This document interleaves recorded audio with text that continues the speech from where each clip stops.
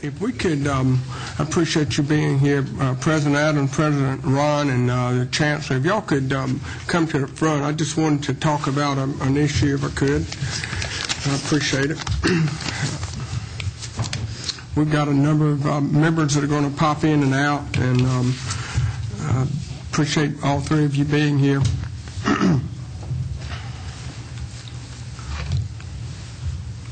And I also appreciate you waiting as long as it took, because we should have been out an hour ago, but appreciate you being here.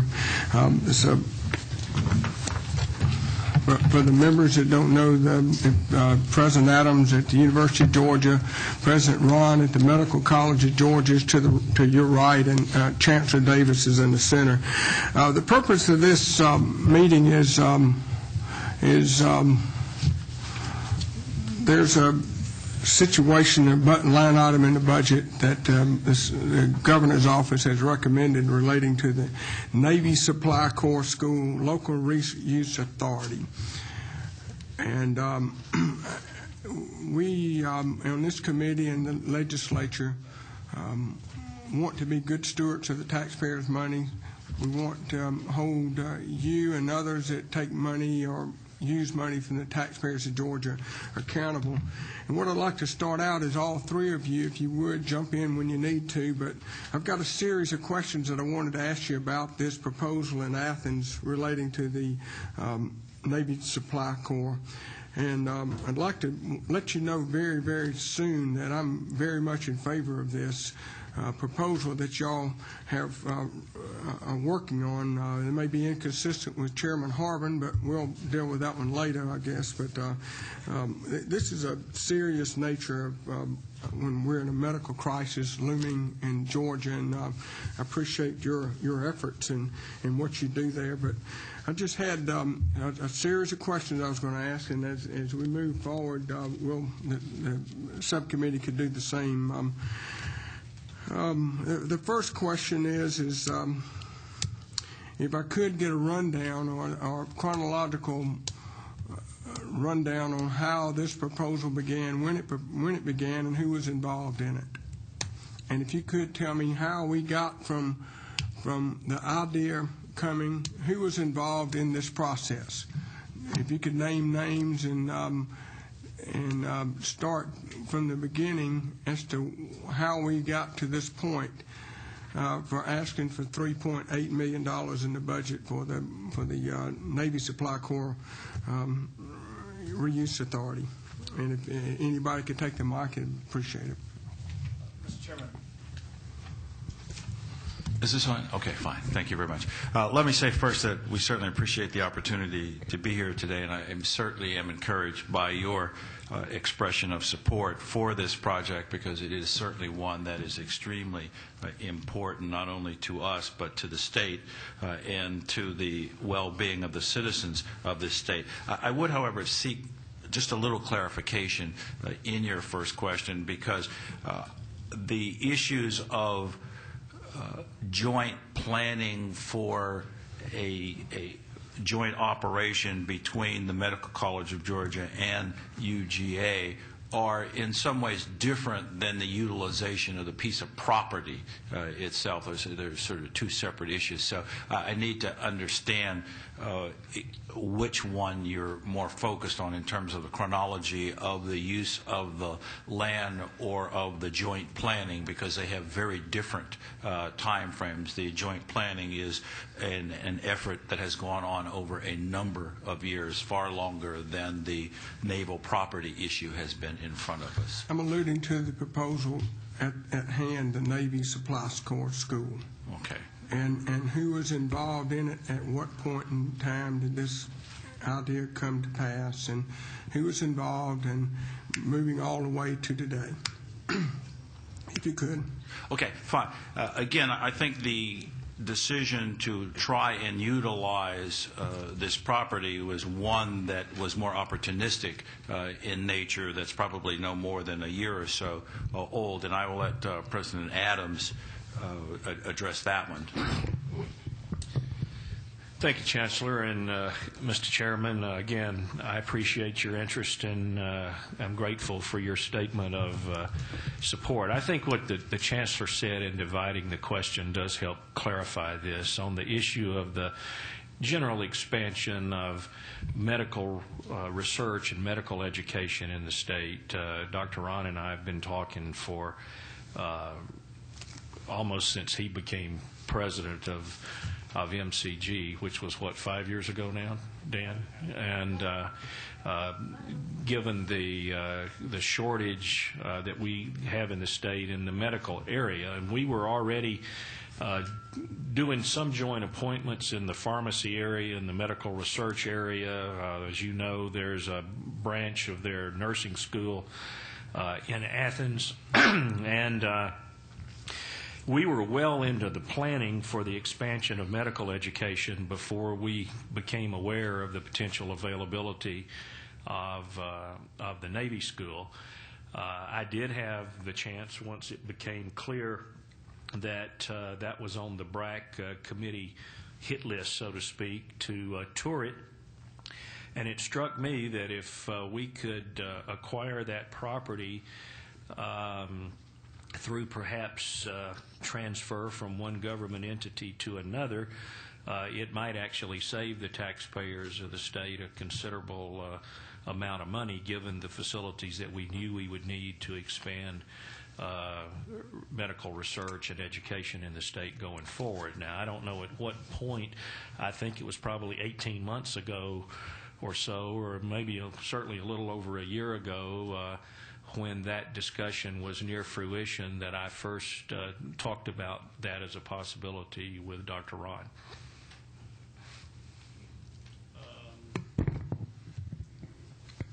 I don't have much to add, except that in terms of a proposal, the proposal was really developed at the direction of the Chancellor between Dr. Adams and myself about how it is that we could work collaboratively to utilize both the assets of both institutions to expand medical student education. And we needed to do that with the timetable that was given to us if we're going to make a proposal in this budget cycle. So I don't remember exactly when that happened, but it was to meet the timetable of this budget cycle. There are three different circles to some extent, and I do believe to some extent this is reiterating what Chancellor Davis said. There's the property issue. There is University of Georgia's issues with regard to its spectrum of programmings and development of its academic and research endeavors. And then there's the Medical College of Georgia's initiatives in expanding health professions, education, and research. The overlap here has to do with our collaboration in research and our joint planning for a regional campus of the School of Medicine.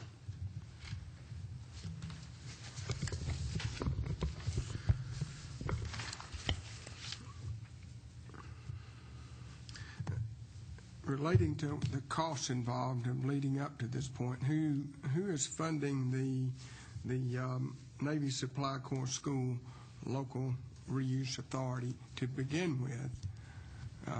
One thing, and the second thing is who is funding the proposal that the University of Georgia Medical College of Georgia is making in this regard? There's obviously a number of dollars involved and time and energy spent on proposing this, and who is paying for that? The federal government. The federal government, of course, pays for the cost of the local authority. I'm not sure exactly what the budget is of this local authority. I don't know if anyone has that, they can volunteer it. In terms of our costs, they have amounted to planning costs, which are essentially discussions between the two institutions and myself, and some staff work involved there. And those costs have not been significant, nor, I believe, have they been segmented at this point. Outside consultants, do you have any involved in this process to pay to get to this point? I'll answer with regard to the School of Medicine expansion. We have not engaged any outside consultants. We have had preliminary conversations with the accrediting body for medical schools. It's called the LCME, Liaison Commission for Medical Education, whose approval we will need in order to expand the class beyond 10%. But that's not a paid consultancy. Dr. Adams indicates he has not, and I certainly have not either. Then let's move on to, I've heard Dr. Adams and Dr. Ron that you were the original instigators of this, and I'll repeat it once again that I'm proud that something like this is going on, because we do have a medical crisis looming ahead, and got to think ahead outside the box. I'd like to know who else is involved besides the two of you as we move forward.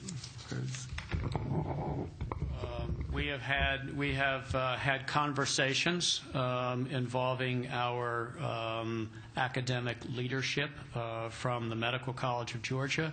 They have involved the provost, Dr. Barry Goldstein, the dean of the School of Medicine, Dr. Doug Miller, the vice dean for academic affairs, who is Dr. Ree Fincher, and the associate dean for graduate medical education, Dr. Walter Moore, and the assistant dean for curriculum, Dr. Andy Albritton. I think that's the list from our side.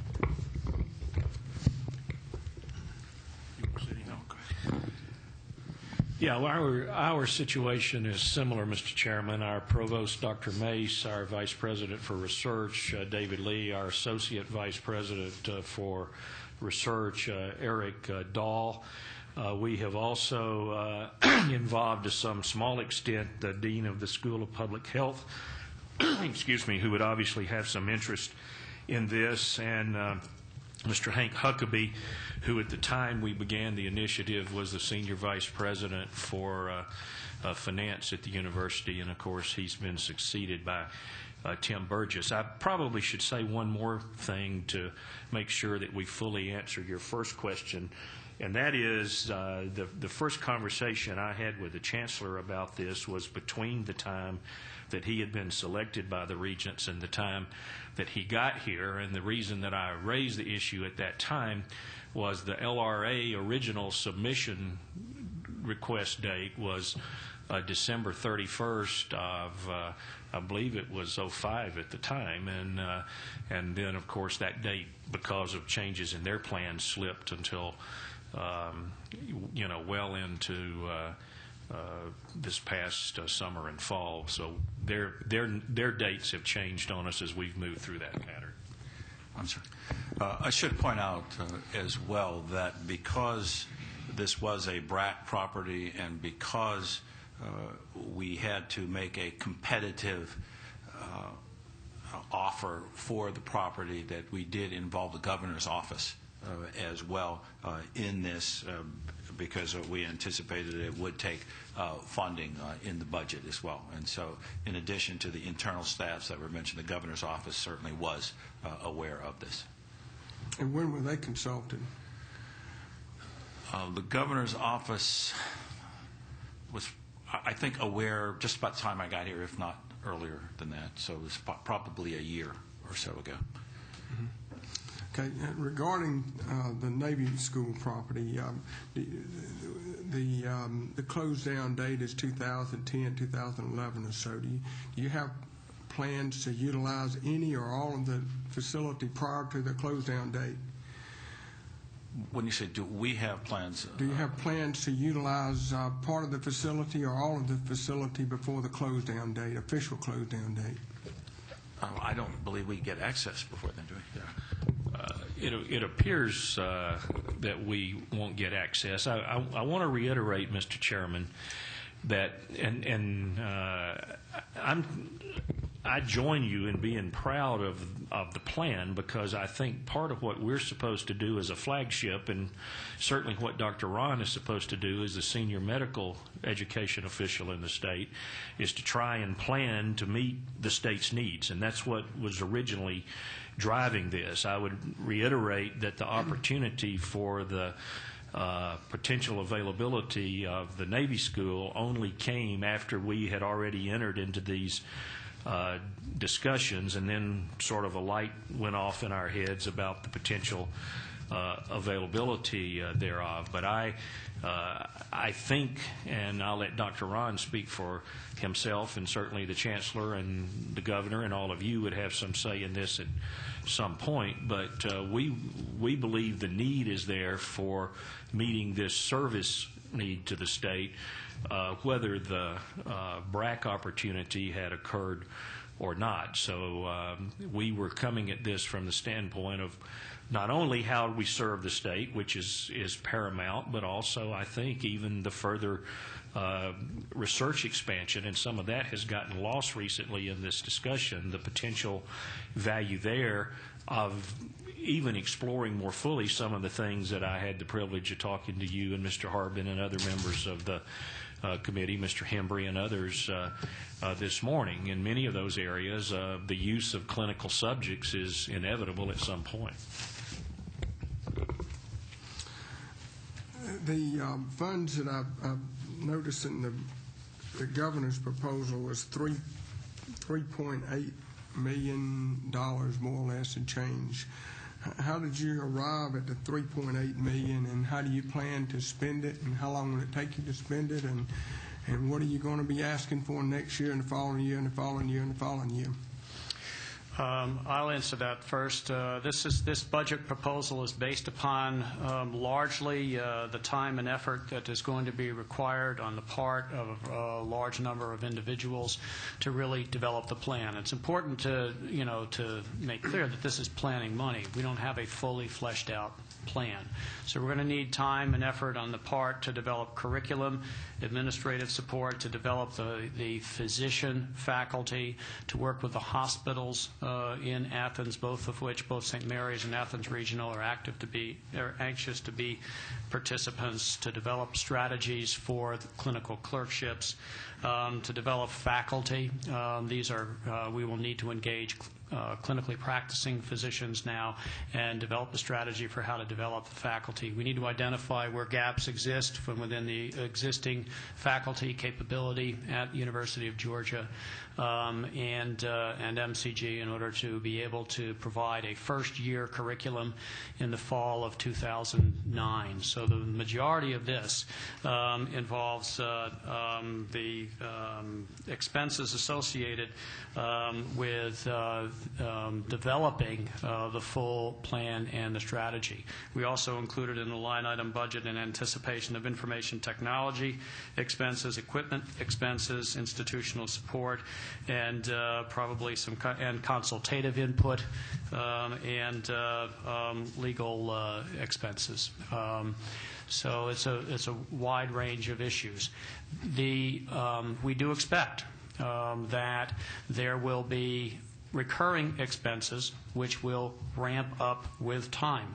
The capital expenses are not in this budget, and they in large part depend upon our ability to utilize the Navy School property and what the strategy will be for the first year or two of instruction until that property would become available.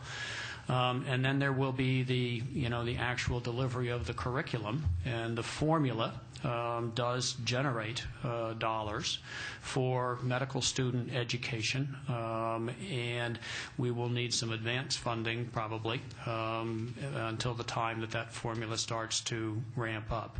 But part of what we need to do in this year is we'll need to develop the formal, full budget proposal for the exact amount that will ramp up over time. If the members will bear with me, I have just 2 or 3 more questions before, which leads me to the audit trail of this $3.8 million. Who would be responsible for auditing these expenditures? And my other question relating to that, if you're spending $3.8 million on something that you don't know that you have, in other words, you don't have control of the Navy School, we hope that you do, or at least I do, are we spending $3.8 million for naught? No, sir, not at all. The $3.8 million is not for facilities planning. It is for academic program planning. And so whether the facility, our campus is located on that facility or other facilities, the course curriculum is not going to change. And so therefore the monies will be hopefully well and certainly hopefully efficiently spent. With respect to auditing, all of our budgets and all of our expenditures, of course, are subject to our own internal auditing functions. And so again, I should point out, from a budgeting perspective this year, we've gone back and essentially zero-based all of our budgets, and so we'll come forward and be prepared to justify just about every, if not all, dollars in terms of where they're going instead of just the incremental dollars. And so I've got certainly line item budgeting for the $3.8 million, and it's essentially planning monies, and so again, there's very little, if any, facility money in there. Let's go back to Athens Clarke County government. At what point were they brought into the process?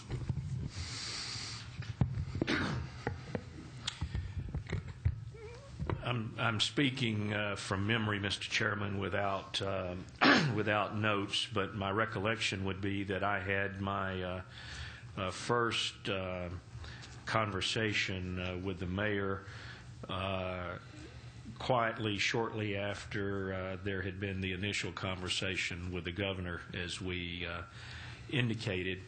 That was important for two reasons. Number one, to make the mayor aware of what some of our academic plans were. But secondly, later on in a subsequent conversation, the mayor had a major hand in naming the people to the LRA, and while we've not had close communication about that, I do think she was aware that the university was collaborating with MCG on these academic plans probably 10 or 12 months ago now.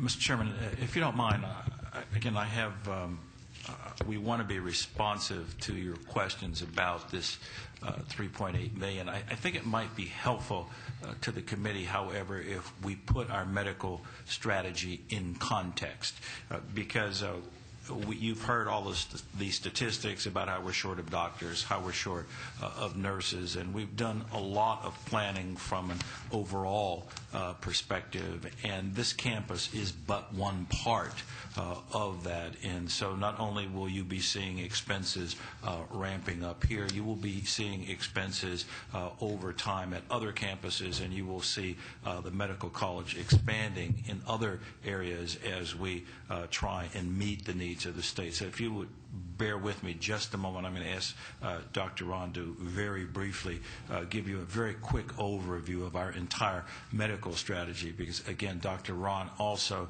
has joined my team as a Vice Chancellor in charge of medical planning, and so we now have medical professionals doing our medical planning.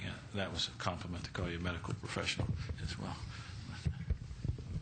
Thank you. It is a compliment to be a medical professional. That was a long introduction. The projections are that the nation needs to expand its medical student enrollment by 30%. This is based upon a lot of analysis performed by the Association of the Association of American Medical Colleges. Plans for campuses already, or for schools already under expansion, new schools opening, schools planned, will lead to about a 17% increase by the year 2013 nationally, according to the information from 121 of the nation's 125 allopathic medical schools. We've developed a strategy for how we can expand in the public sector by 30% by 2013. The Medical College of Georgia has had 180 students per year for well more than 2 decades, 3 decades, during the time when the population of this state has increased by 50%. In fact, from 1985 to 2005, the nation's medical student enrollment remained flat during a time that the nation grew by 70 million people. So there's a serious issue. The other issue is that there's a long timeline. We all know that. We're talking about trying to enroll first-year students in a new regional campus in 2009 by aggressively working toward that goal right now. First students to graduate will be from this new campus will be 2013. First licensable physicians in a primary care specialty would be 3 years later. Pediatrics, family medicine, internal medicine, 2016. First licensable general surgeon will be 2018. So we really need to be planning with a long time horizon. What we have done is we increased our class size from 180 to 190 in Augusta this past year. We hope to expand that to 200 over the next 5 years. We also are establishing a clinical campus, that's a term used by the AAMC, in southwest Georgia for third and fourth year clinical clerkships based in Albany. We have an associate dean who is down there now, and our goal is to get so that we have 20 students who are to 25 who are geographically based for their third and fourth year clerkships in southwest Georgia, with Albany being the hub within several years. We want to do the same in southeast Georgia with a hub in Savannah. And then through the establishment of a regional campus in Athens in collaboration with UGA and the Athens medical community, we anticipate adding 40 students for each of the 4 years, which would lead us to a total expansion from 180 to 240 students a year, which is roughly a third. So that's our overall statewide strategy. We're going to maximize what we can do in Augusta based upon available faculty capacity, facilities, and patient population. We're going to maximize what we can do in southeast and southwest Georgia, and then through partnership and leveraging our academic strengths and the availability of the medical community in the Athens region and north on up into Gainesville and beyond, we want to maximize what we can do there. This does not preclude what private institutions need to do. We're talking about what we need to do in order to have roughly 50% of the students in the state be in the private institutions. We have the 13th least expensive in tuition among the nation's medical colleges. That's our tuition averages $13,000 plus per year. We do it by 10 semesters over 4 years, but the average is in the $12,000 to $13,000 range. That compares with threefold more in private institutions. So we believe it's very important for us to maintain affordable opportunities for the state's residents. Members, I'm going to have 2 more questions. What do you suspect the price will be to purchase the campus? Second, what do you think that, I hope it's a donation from the federal government. Well, that's what our hope is, but let's talk for a moment about that. If it's not, what would well, you may not have an answer there, but what do you suspect that the capital request would be going forward? I've asked this before, but where do we go forward with a capital request next year, the following year, and the following year, so that we can plan in the event this does occur? And how much do you think it would be, and would this the capital request depend on what your strategy was on graduating students? If you don't get the certain capital request that you're asking, then do you still graduate that number of students in Augusta and Athens, wherever? Let me say, Mr. Chairman, first, we share your aspirations. We hope to get this property for free because it certainly will be put to an excellent public purpose, and we hope to convince the government of that. If it becomes cost prohibitive, we simply will not utilize the property, and I cannot give you a number for what cost prohibitive is. Because our plans in many ways depend upon, at least initially, getting this property, I don't have an either-or capital plan. We have a better handle on what operating costs are for satellite campuses. This satellite campus, after 4 years, is going to cost between $20 and $30 million a year to operate. But again, The capital will be a function of a number of things, including the course design and how much of the science and the research we want to use from UJ, and what sort of contribution we can get in those from that sector as well. And so a lot of that will be leveraged, which is why we picked this site, because it is Athens is the most cost-effective place for us to put a new campus because of the excellent science there at UGA. Now, again, I don't know what you thought you had, Mike, on the campus or on the capital. Yeah, I certainly agree with the chancellor, as you would always expect me to. But I think he's right on, Mr. Smith. And the other thing that shouldn't be lost on the committee that I didn't fully understand until I toured the property late one evening. I mean, this is basically a school that's operating there now. It's been a school almost from the beginning, when it was the UGA normal school, and I was impressed with the improvements that have been made there by the Navy. There are superior teaching facilities already in existence there, as well as some of the historical buildings that have been a part of the university before, that we would certainly commit to maintain. So if we could acquire the property at a reasonable price, we would be several millions of dollars ahead of the curve on starting something like this, which again was an advantage, but we think the need to meet the state need exists separate and apart from the Navy facility. The $3.8 million request that the governor approved, at what point did this dollar amount come forward, and when were these discussions held, and just trying to get a handle on who did what, when, and where, so that the committee can find out where we're going with this. Well, this was certainly in our submission to the governor. This occurred, through the development of the strategic requests from the university system to the governor's office in conjunction with the Office of Planning and Budget. Okay. So what I'm hearing here is that we got a great project that we could have. We've got something that's once in a lifetime, perhaps, for at least in my immediate area. And there's a request by you and approved by the governor. The governor knows about this. The Athens-Clarke County government knows about this.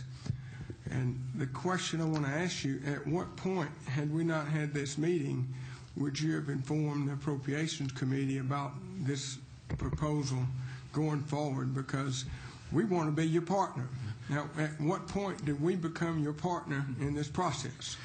I certainly... Because we feel like that the governor and you two and the city of Athens are knowing everything about this project, but the taxpayers, through the appropriations process, through the General Assembly, do not. And had we not had this meeting, I doubt that we would have gotten this far. Mr. Chairman, that is an excellent question, which is, again, initially why I tried to bifurcate the acquisition of the property from the development of the medical campus itself. The development of a medical campus and joint planning has not been a necessarily secretive process. It's part of our normal program planning, but it's not. Our normal program planning is not necessarily a process that we publicize.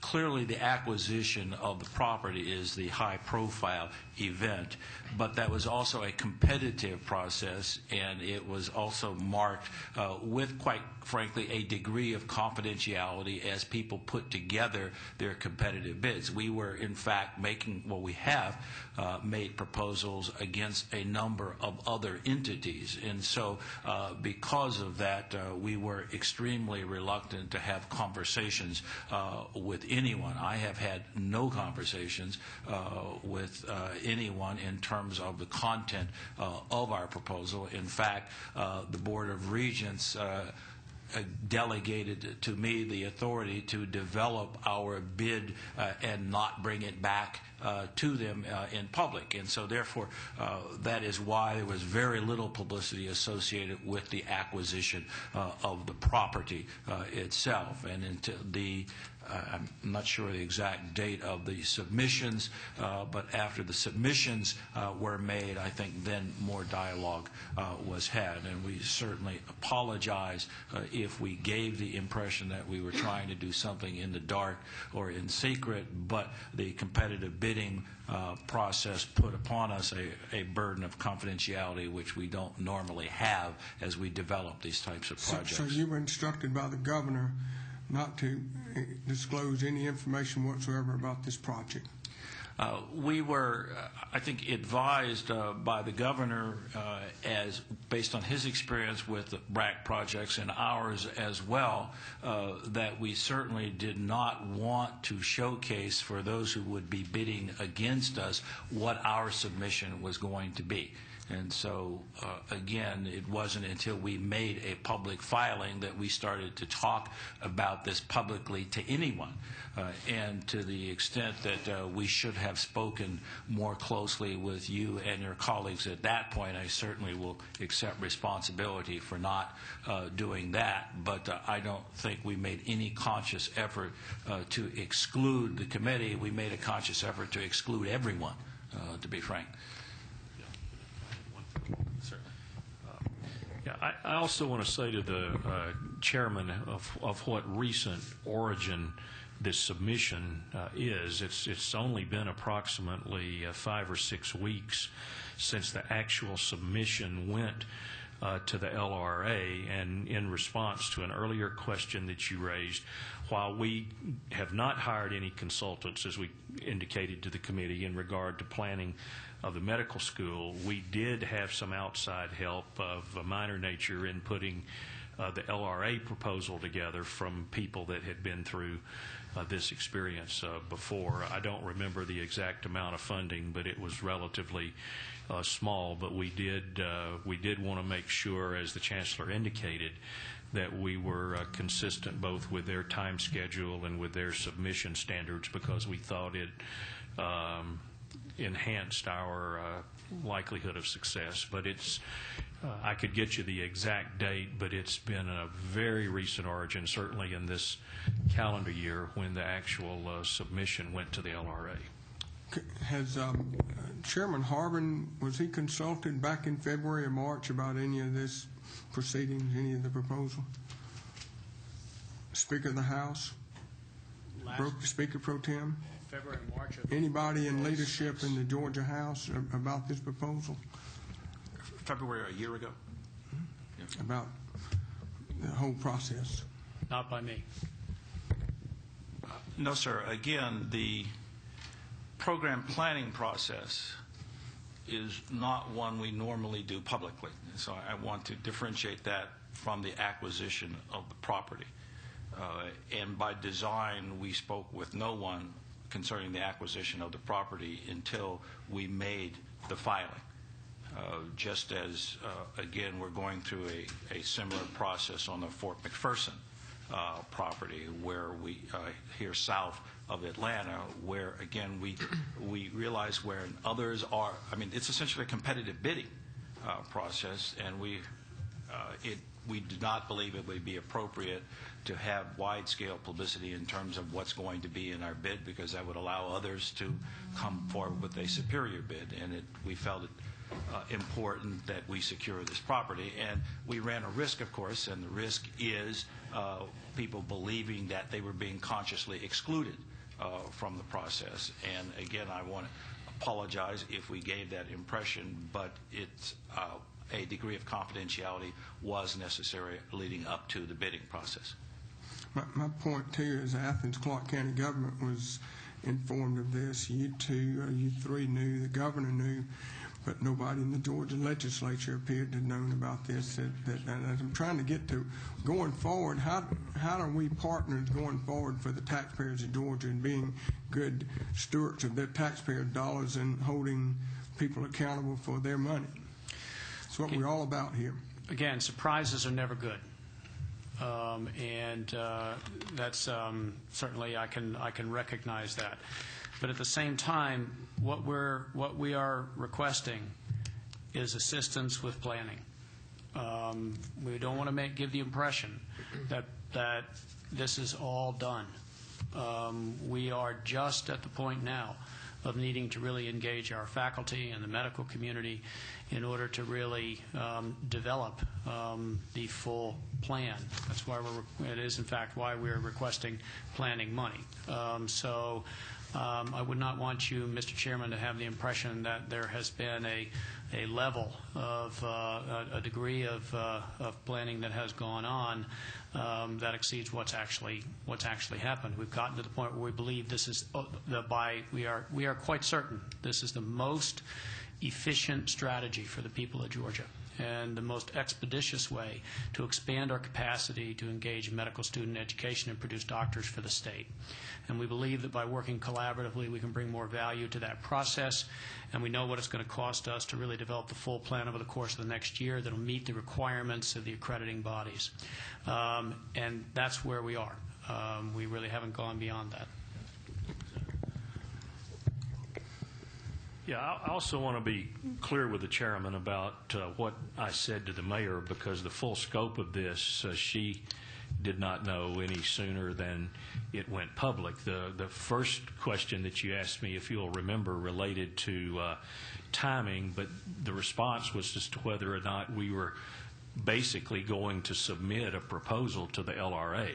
And I indicated to her in early 2006 that indeed we would submit a program used to the LRA. But I guess I would also reiterate, as I think both Dan and the Chancellor have, that this is consistent with our normal academic planning, which is usually done at the Regents level, and then once the Chancellor and the Regents decide to make the proposal to the state, that's where we have historically engaged, for instance, in the establishment of the College of Public Health or the School of Ecology or some other initiatives that you and I have worked together on. So I think this pattern is consistent with the way that we've historically done things here.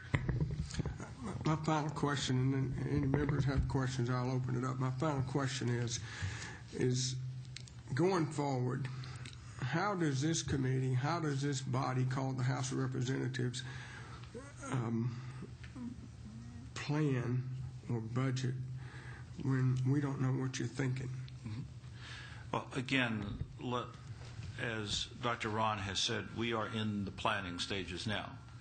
We certainly, at this stage, are more than happy to go to any degree of granularity that you would like on our plans, although, as he has also stated, they're not firm as yet. So, again, the confidential portions or the need for the confidentiality that we had in the past is no longer there. We certainly look forward to working with you. We need your support, and we'll certainly provide whatever information you desire so that we can merit that support. But again, the BRAC process is a difficult one. We chose a path which we hope will be the best to get us that property, and we haven't achieved that goal yet, and we don't know yet, and it's a competitive process. But going forward, I don't think we'll have, you should not have any concerns about knowing what we're doing, because it will be done in the light of day, and we'll certainly, if you wish, have all the special briefings that you need to bring the keep the committee up to speed. Members of the committee, question?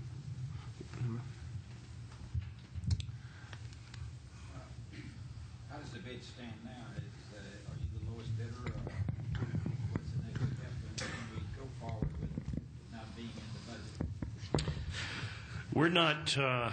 We're not certain right now. The time frame has changed several times during this process. We have made a submission, which is now public and has been shared with everyone. It's been in the press. Our understanding is that the LRA will meet a time or two between now and perhaps the middle to the end of April, and at that point they, amidst the several proposals, will make some recommendation to the Navy, which of course is the current title holder to the property. Asking it for free is certainly not the high bid, however.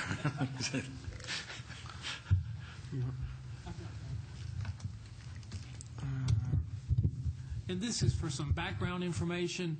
What was the naval facility used for? Was it used for training and other purposes? And then the second part of my question is, you mentioned that the city of Athens was also involved in this process. Can you tell me what y'all are requesting from the city? Okay, good. Two good questions. Let me answer the last one first.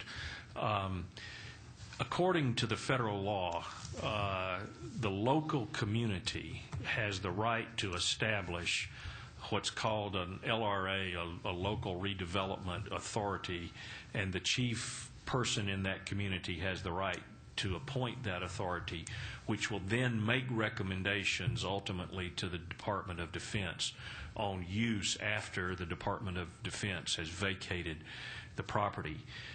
To answer your first question, the property has been used since 1954, I believe, by the Navy as the home for the Navy Supply Corps Center.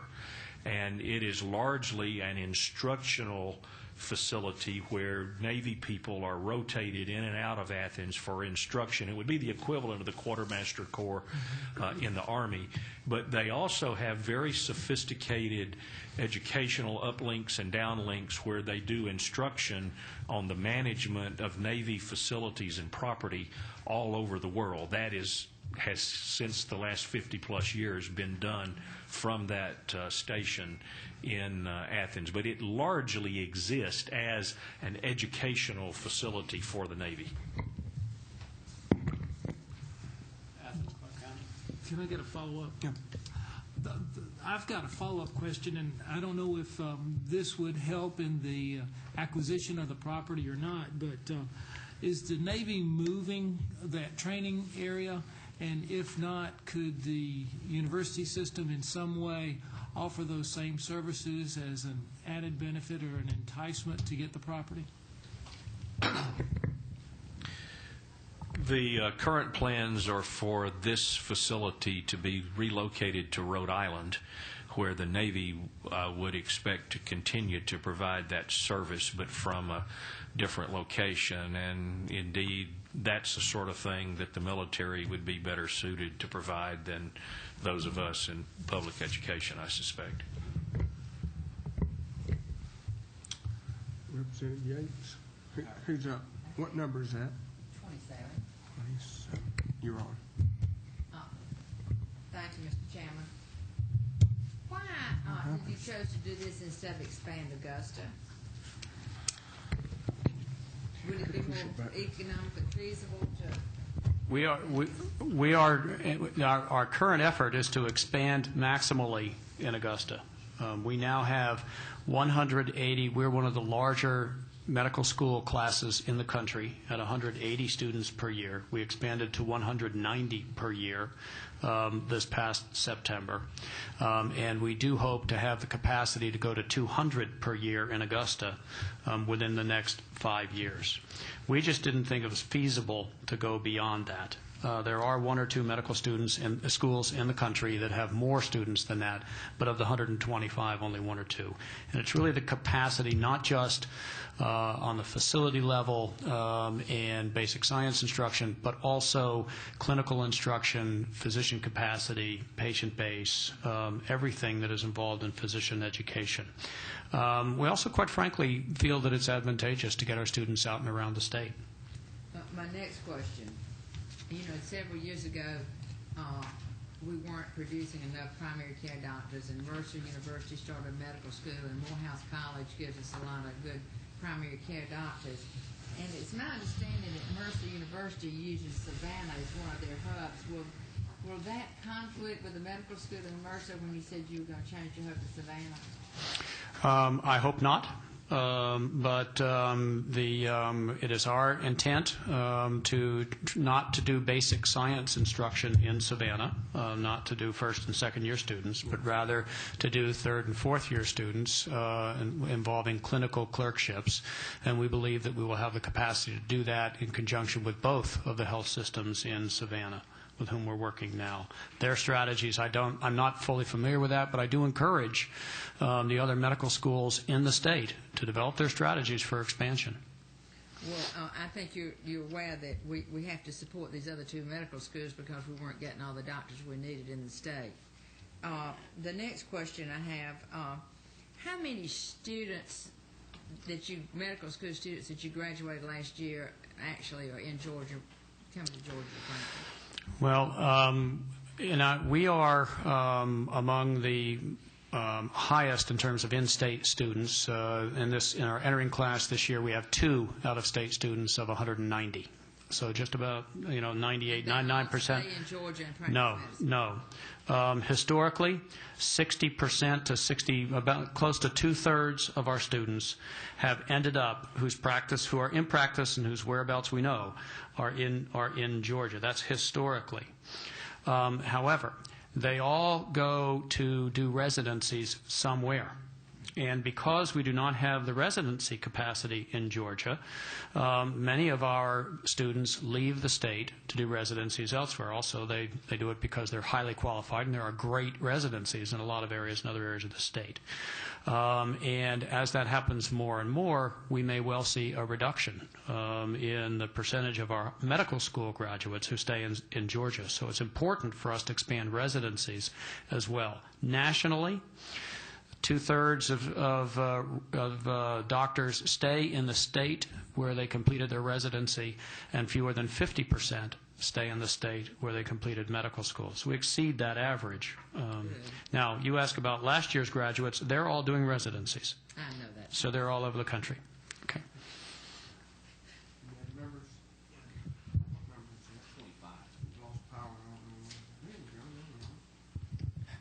This is just an informational question for the Chancellor, and I'm just trying to understand the process. If a school wishes to expand, does the Chancellor unilaterally make the decision to pursue that, or do they bring that before the Board of Regents for discussion? How is the process when we decide to expand, whether it's medical or any of the other programs within the university system? That's a good question, which is what you say when you're stalling for an answer, of course. But it depends on what type of expansion. If we're talking about new programs and we have a new program review process, if we're going to add new majors, for example, every new major gets approved by the full board. So we have an academic planning staff that does that. If we're talking here about medical planning in particular, we've had a medical task force report already given to the Board of Regents and released publicly, and then after that we appointed Dr. Ron to his present position, and then we will take concrete plans back to the board. And it's actually a great question because the board has again it has approved planning, the planning for these new entities, but none of us know exactly yet what they will be. And so it won't be until we go through the planning. And so concrete proposals will be put in place, then the board will approve or disapprove or modify those proposals at that point in time. But I assure you, very little unilateral powers. I find fewer and fewer every day. I've got another quick question, Mr. Chairman. One of the reasons I asked this question is because last year I had the opportunity to visit the University of Alabama at Birmingham. And there they have a school of optometry where approximately 50 Georgia students are in attendance. Now, these students are given slots. I don't know all the terminology, but they're given positions because Georgia does not have a school for optometrists. But it's something that, if we're looking at expanding, rather than draw something from a program that already exists in, say, Augusta, perhaps we should meet the needs and demands of something that we do not have here in Georgia. And that's, for example, the School of Optometry. It's just, I felt like we were losing our bright students to Alabama, and we don't have a program available to them.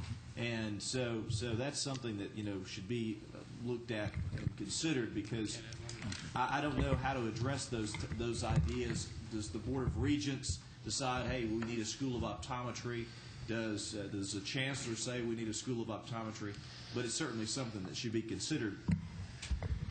In terms of medical planning, again, one of the things I want to point out is that we have made substantial improvement in our medical planning.